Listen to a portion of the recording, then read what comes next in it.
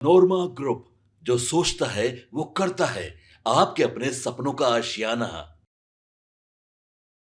बिहार विधानसभा के मानसून सत्र के दौरान एसआईआर को लेकर सियासत गर्मा गई है। राजद विधायक राकेश कुमार रोशन ने सरकार पर तीखा हमला बोलते हुए कहा है कि एसआईआर प्रक्रिया के जरिए गरीब, दलित, अल्पसंख्यक और पिछड़े वर्ग के मतदाताओं के नाम जानबूझकर मतदाता सूची से हटाए जा रहे हैं।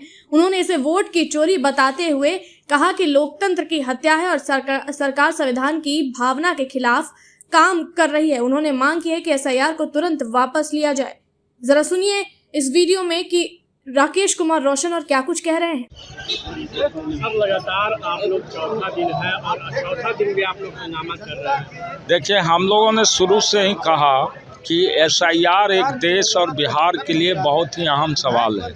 बिहार के लोगों का जो अधिकार है वोट देने का या देश के नागरिकों का, उसको इलेक्शन कमीशन छीनना चाह रही है।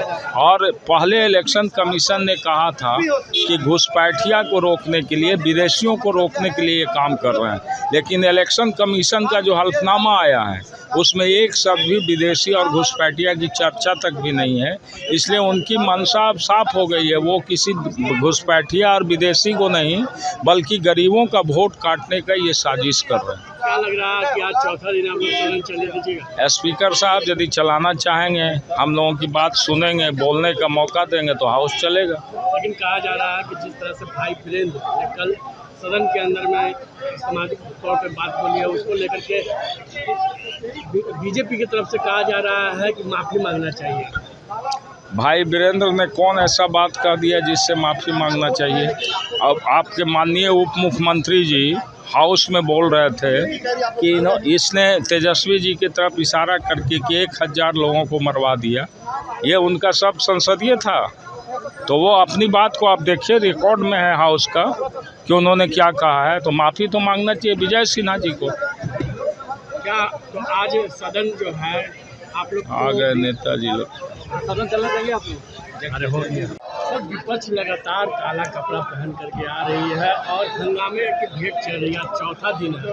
देखिए, बिहार के विपक्ष के लोगों को बिहार के विकास से कोई मतलब नहीं है। बिहार के माननीय मुख्यमंत्री जी के द्वारा 125 केवी यूनिट बिजली फ्री कर दी गई, इससे कोई मतलब नहीं है।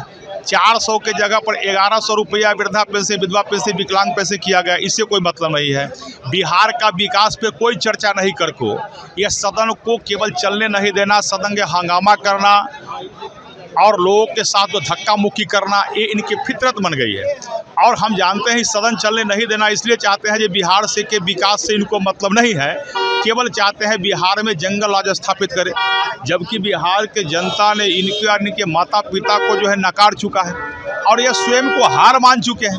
इनको लगता है जो सामने जो 25 के चुनाव में इनको सुफरा साफ होने वाला है और जो 2010 में जो रिजल्ट आया था वही रिजल्ट आने वाले हैं। ये जंगल राज समाप्त होने वाला है, फिर पुनः बिहार में जंगल राज नहीं आने वाला है। इसलिए इस प्रकार का अलूल फजूल की बातें करते हैं। कि कल जिस तरह से भाई वीरेंद्र ने ऊपर सदन के अंदर सामाजिक तौर पे बोली, उसको कैसे देख रहे हैं? देखिए, भाई वीरेंद्र से इससे ज़्यादा अपेक्षा नहीं कर सकते हैं। भाई वीरेंद्र जो है खुला जो है ना, खुला सार कहते हैं ना, वही कह दीजिए उनको। वो इसी प्रकार का भाषा का बयान करवे करेंगे और किसी को कुछ बोल देना उनकी फितरत बन गई। इसलिए भाई वीरेंद्र के बातों को हम लोग सीरियसली नहीं लेते हैं। वैसे लोगों को तो माफ़ी मांगना चाहिए। वहीं भाजपा के मंत्री अखिलेशेंद्र पासवान ने इस आरोप को पूरी तरह खारिज करते हुए कहा है कि एसआईआर एक सामान्य प्रक्रिया है जिसका उद्देश्य मतदाता सूची को और अधिक पारदर्शी और सही बनाना है। उन्होंने कहा है कि विपक्ष बिना वजह जनता को गुमराह कर रहा है और एसआईआर पर हंगामा सिर्फ सस्ती राजनीति का हिस्सा है। उन्होंने यह भी कहा है कि जो भी वास्तविक मतदाता है उनके नाम सूची में बने रहेंगे और किसी के अधिकार का हनन नहीं होगा। दोनों नेताओं के इन बयानों से साफ है कि एसआईआर को लेकर सत्ता और विपक्ष के बीच गहरी खाई बनती जा रही है। अब देखते हैं इस मामले में आगे और क्या कुछ अपडेट आता है। तब तक के लिए आपके सपनों को हमने सजाया है, ई होम्स पैनोरमा को हमने बनाया है। ई होम्स मेरा एक सपना था जिसपे मैं पिछले 4 साल से काम कर रहा था। हमने जो बनाया है वो सबने है माना। ई होम्स पैनोरमा में हो आपका भी आशियाना। और फाइनली हमने 2021 में इस प्रोजेक्ट को लॉन्च किया। बहुत लोग अप्रिशिएट कर रहे हैं कि पूर्णिया जैसे शहर में, बिहार के, एक तो बिहार की बात करें उसमें भी पूर्णिया जैसे छोटे जगह में इस तरह का लाइफस्टाइल देना, ये सुन के हम लोगों को बहुत अच्छा लगता है। ई होम्स में हमने कुछ और भी किया है, जैसे हम जिस जगह में रह रहे हैं हमारे फैमिली सिक्योर हो, उनको सिक्योरिटी का ध्यान में रखा है।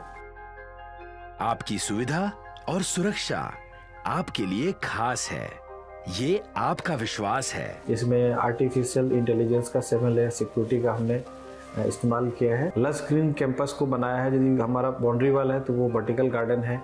ये जितनी भी फैसिलिटी होता है एक इंटरनेशनल टाउनशिप में, ई होम्स है, ये हम लोग विश्वास नहीं कर पा रहे हैं। जो भी हमारे मित्र दोस्त या जो भी हमारे बाहर के बाहर आते हैं तो हम लोगों को बहुत अच्छा सुनने को मिलता है और बहुत अच्छा क्रेडिट मिल रहा है। वो सारा हमने सिर्फ एक बिल्डिंग नहीं बनाया, हमें एक बहुत अच्छा लाइफस्टाइल दिया ई होम्स में, और मेरा एक सपना था जिसको मैं आज फुलफिल होते हुए देख पा रहा हूँ। ये आपका आवास है। ई होम्स पैनोरामा में अब आपका निवास है। E homes panorama, luxurious lifestyle redefined. Panorama group, जो सोचता है वो करता है। अगर ये वीडियो पसंद आई और वह बिहार के राजनीति और बिहारियत से सरोकार रखेनी तो सब्सक्राइब बटन दबा के चैनल के सब्सक्राइब कर ली। ओजे एगो घंटी बा, ओकरा बटन दबा देला से कुल सटीक और मारक खबर रुआ मुफ्त में मिल जाई।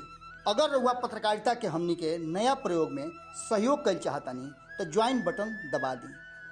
पेटीएम नंबर नोट कर ली 9386816700।